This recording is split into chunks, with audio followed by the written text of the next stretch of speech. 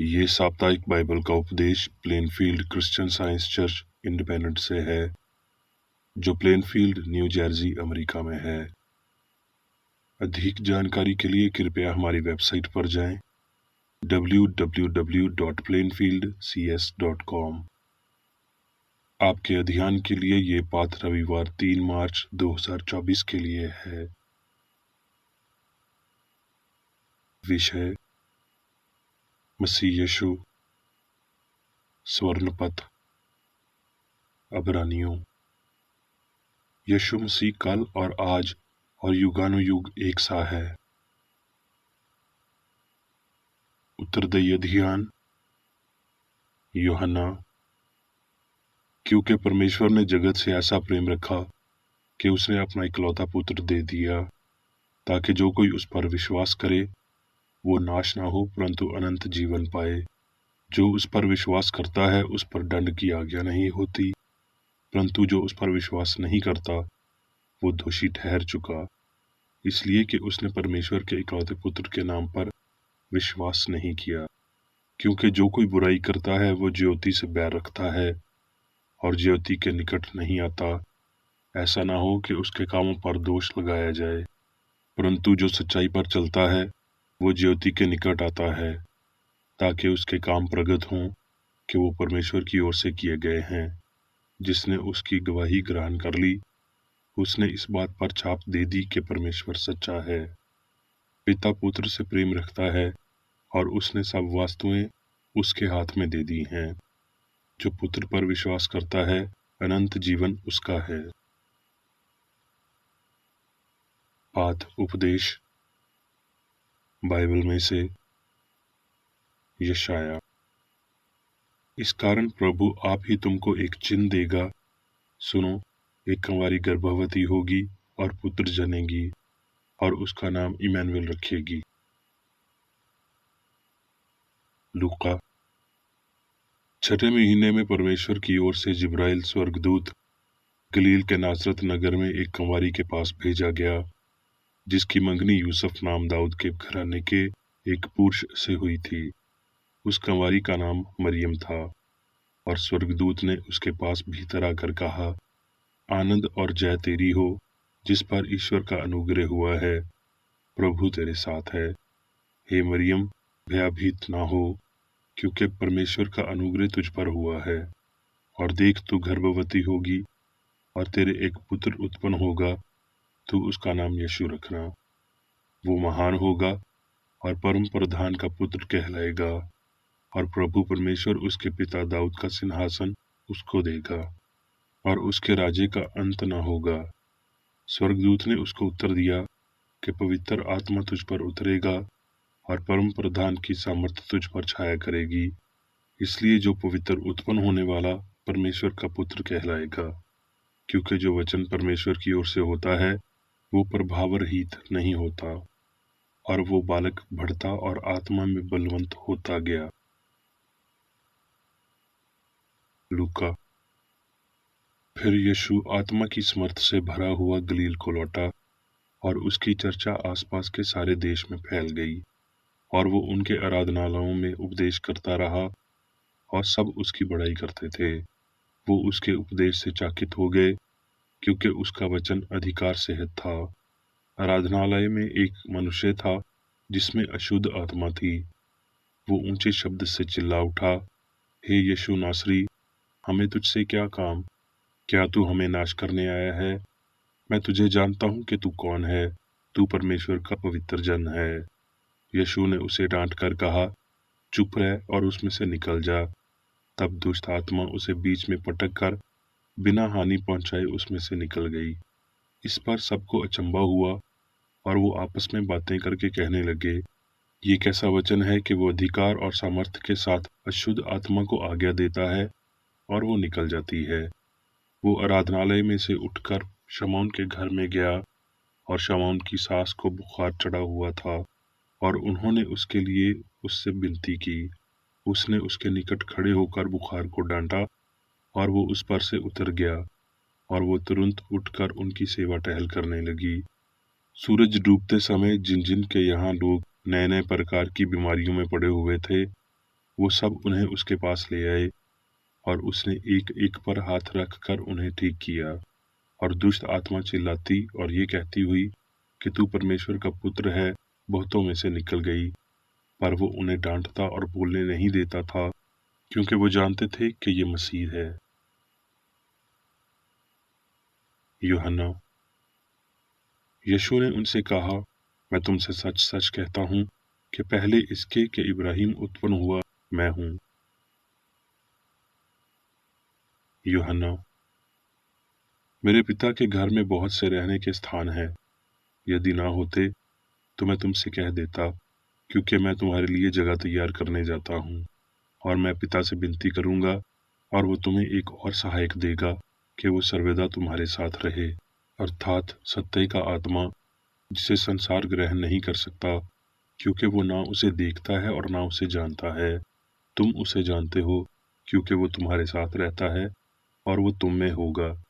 और थोड़ी देर रह गई है कि फिर संसार मुझे ना देखेगा, परंतु तुम मुझे देखोगे, इसलिए कि मैं जीवित हूँ, तुम भी जीवित रहोगे। परंतु सहायक अर्थात पवित्र आत्मा, जिसे पिता मेरे नाम से भेजेगा, वो तुम्हें सब बातें सिखाएगा और जो कुछ मैंने तुमसे कहा है वो सब तुम्हें स्मरण करेगा। मैं अब से तुम्हारे साथ बहुत बातें ना करूँगा, क्योंकि इस संसार का सरदार आता है और मुझ में उसका कुछ नहीं, परंतु ये इसलिए होता है कि संसार जाने कि मैं पिता से प्रेम रखता हूँ, और जिस तरह पिता ने मुझे आज्ञा दी है मैं वैसे ही करता हूँ। उठो, यहाँ से चले। मत्ती। जब भोर हुई तो सब महायाजकों और लोगों के पुरानियों ने यीशु के मार डालने की सामती की। हाकिम ने कहा, क्यों, उसने क्या बुराई की है? परंतु वो और भी चिल्ला चिल्ला कर कहने लगे, वो सूली पर चढ़ाया जाए। तब उन्होंने उसे सूली पर चढ़ाया और चिट्ठियां डालकर उसके कपड़े बांट लिए। यूहन्ना। हफ्ता के पहले दिन मरियम मगदलिनी भोर को अंधेरा रहते ही कब्र पर आई और पत्थर को कब्र पर से हटा हुआ देखा। परंतु मरियम रोती हुई कब्र के पास बाहर खड़ी रही और रोते रोते कब्र की ओर झुककर दो दूतों को उज्जवल कपड़े पहने हुए, एक को सराहने और दूसरे को पैंताने बैठे देखा, जहाँ यीशु की लौथ पड़ी थी। उन्होंने उससे कहा, हे नारी, तू क्यों रोती है? उसने उनसे कहा, वो मेरे प्रभु को उठा ले गए हैं और मैं नहीं जानती कि उसे कहाँ रखा है। ये कहकर वो पीछे फिरी और यीशु को खड़े देखा और ना पहचाना कि ये यीशु है। यीशु ने उससे कहा, हे नारी, तू क्यों रोती है? किसको ढूंढती है?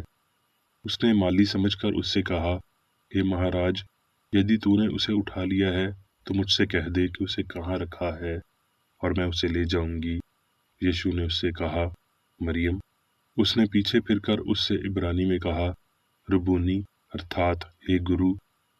उसी दिन जो हफ्ते का पहला दिन था, संध्या के समय, जब वहां के द्वार जहां चेले थे यहूदियों के डर के मारे बंद थे, जब यीशु आया और बीच में खड़ा होकर उनसे कहा, तुम्हें शांति मिले। लूका। तब उसने पवित्र शास्त्र बूझने के लिए उनकी समझ खोल दी और उनसे कहा, यूं लिखा है कि मसीह दुख उठाएगा और तीसरे दिन मरे हुओं में से जी उठेगा। तुम इन सब बातों के गवाह हो।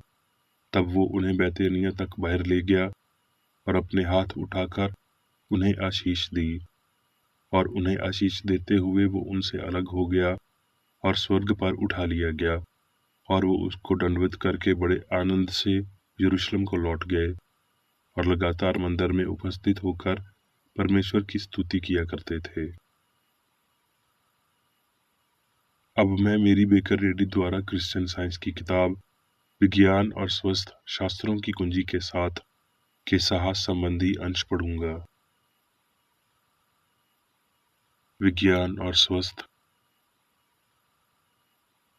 नासरत के यीशु के आगमन ने मसीही युग की पहली शताब्दी को चिन्हित किया, लेकिन मसीह वर्षों या दिनों की शुरुआत के बिना है।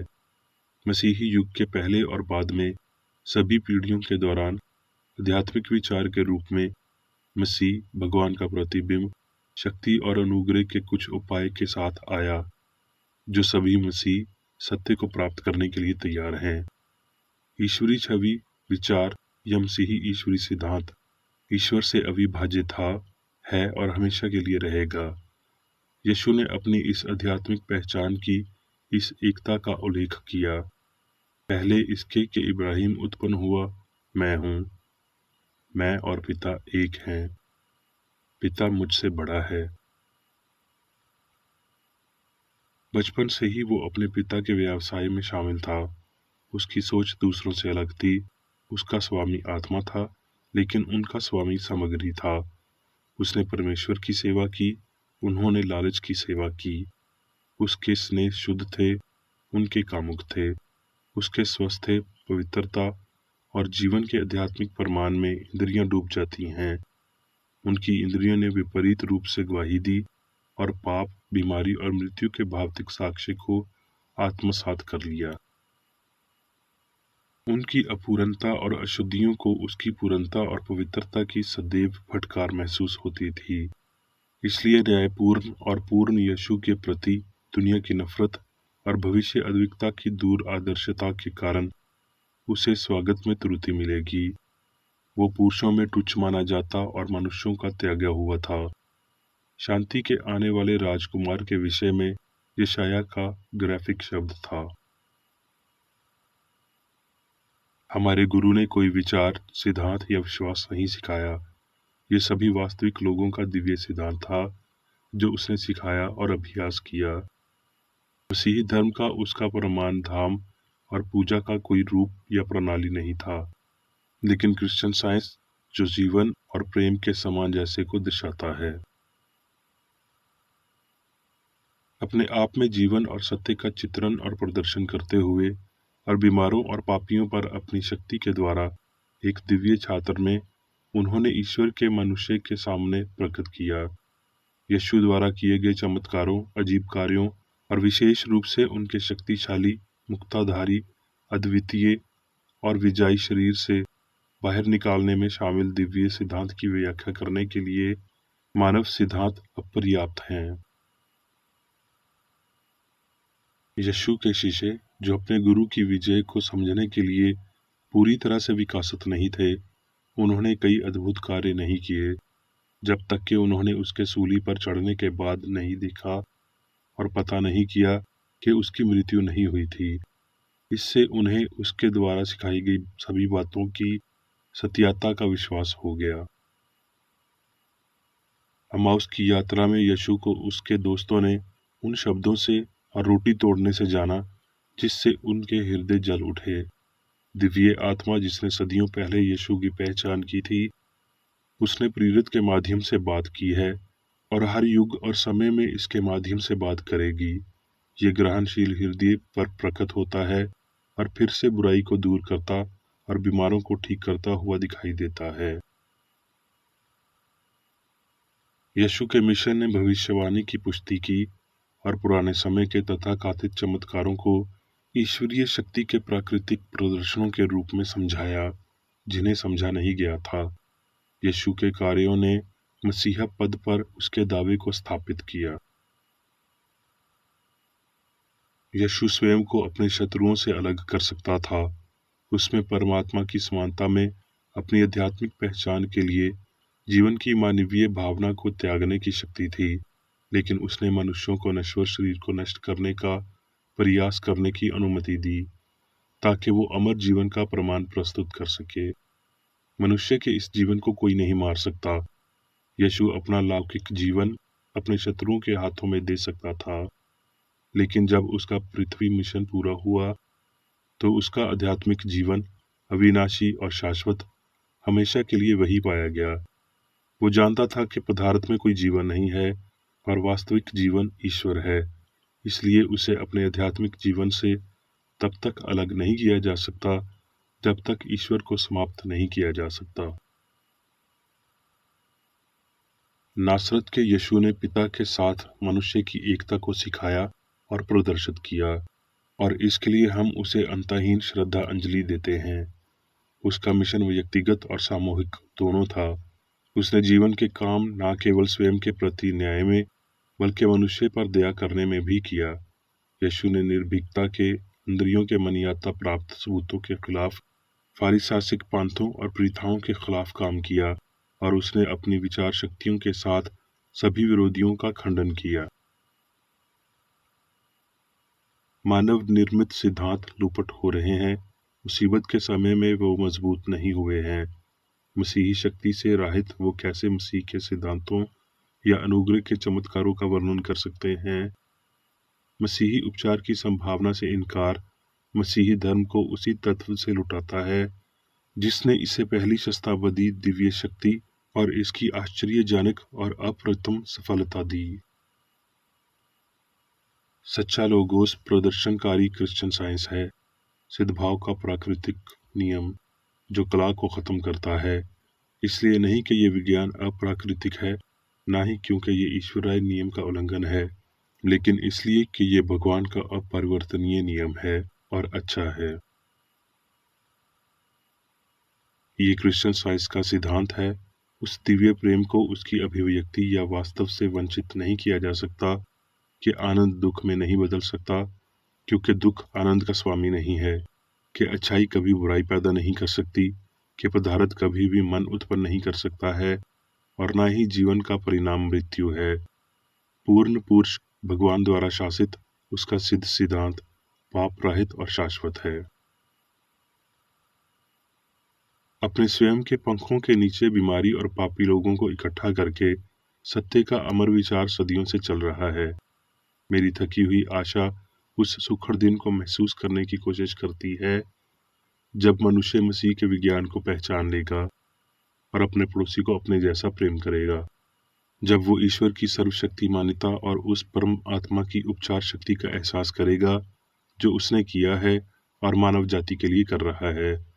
वादे पूरे होंगे, दिव्य चिकित्सा के प्रकट होने का समय हर समय है, और जो कोई भी दिव्य विज्ञान की वेदी पर अपने संसारिक स्तर को रखता है वो अब मसीह के प्याला को पीता है और वो मसीही उपचार की भावना और शक्ति से संपन्न है।